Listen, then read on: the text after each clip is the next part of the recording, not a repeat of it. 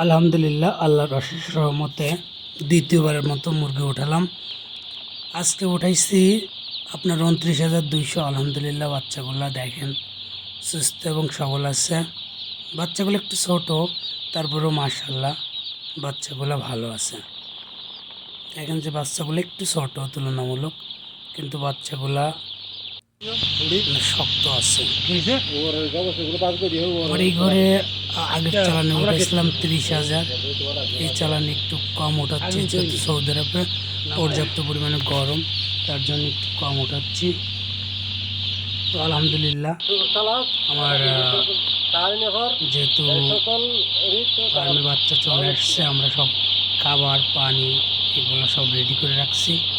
বাচ্চা ফেলার পরেই আমরা খাবার এবং পানি, যেহেতু খাবার দেওয়া আছে, পানির মোটর ছেড়ে দিব ইনশাল্লাহ।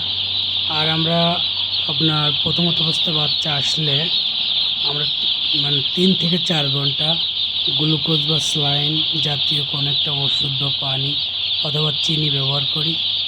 2 ঘন্টা বা 3 ঘন্টা পরের থেকে আমরা একটা রুটিন করি ওষুধের, 1 থেকে 4 দিন পর্যন্ত, 5 থেকে 7 দিন পর্যন্ত। তারপরে আমরা টক্সিনের পরে যে অন্যান্য ওষুধ ব্যবহার করি। এর ভিতরে যদি ফার্মে কোনো সমস্যা হয় তাহলে সেই ওষুধটা প্রয়োগ করি। আর যদি ফার্মে কোনো সমস্যা না হয় তাহলে আমরা রুটিন মাফিক 30 দিন পর্যন্ত ওষুধগুলো দিই। এই দেখেন বাচ্চাগুলো ফেলার পরে কত সুন্দর নিজেরটা নিজেই সার্ভাইভ করতেছে, চলাচল করতেছে। আলহামদুলিল্লাহ, বাচ্চাগুলো সুস্থ আছে। তো যেহেতু সৌদি আরবে পর্যাপ্ত পরিমাণে গরম বর্তমানে, তার জন্যে একটু বাচ্চা কম ওঠাচ্ছি, অর্থাৎ 28,000 পেলে ভালো হতো।